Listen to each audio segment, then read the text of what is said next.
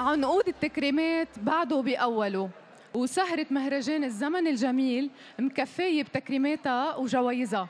جوهرة، على سيرة الجوائز بدنا نتشكر شركة كامبرلاند للتأمين يلي قدمت لكل المكرمين من لبنان بوليس التأمين لمدة سنة على الحياة ولمدة سنة على السيارة. هيك بيكون مهرجان الزمن الجميل وصل لغايته الإنسانية.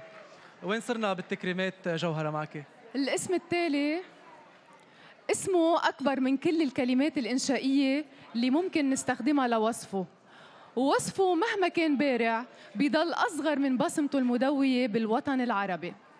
هو من صناع الذوق الرفيع واللحن الخالد اللي بيخترق وجداننا حتى الآه. هو اللي خلى كبار المطربين يتسابقوا تيحصلوا على لحن من ألحانه. إذا ما عرفتوا مين هو بعد، مفترض تعرفوا إنه اللي قدمه بحياته بحاجة لأكثر من عمر وأكثر من رجل.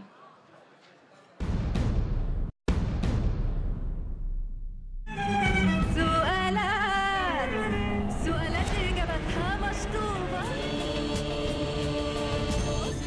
لو تسمحي لي بصورة حول العالم يلا نطير على عيني يا حبة عيني جاية لك هوا.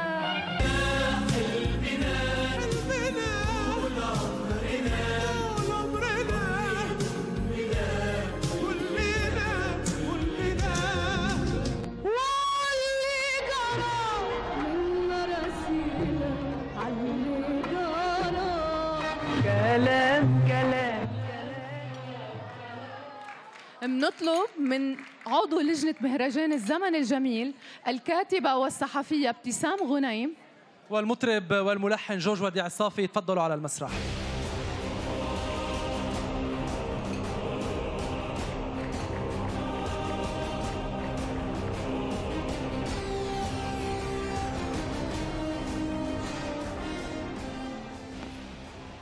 مساء الخير. مسيرته مشرفة، تميز بجرأته وبتصديه للفن الهابط. قدم عدد كتير كبير من الأعمال الغنائية والمسرحيات والفوازير والموسيقى التصويرية، وأخذ عدد كتير كبير من الجوائز وشهادات التقدير، وآخرها كان حصوله على الدكتوراه الفخرية من كامبريدج. بس هو اليوم بلبنان ومكرم بالزمن الجميل باسم لبنان. بطلب من الدكتور الموسيقار حلمي بكر يتفضل على مسرح الزمن الجميل يتسلم تروفيه الزمن الجميل من الفنان جورج وديع الصافي.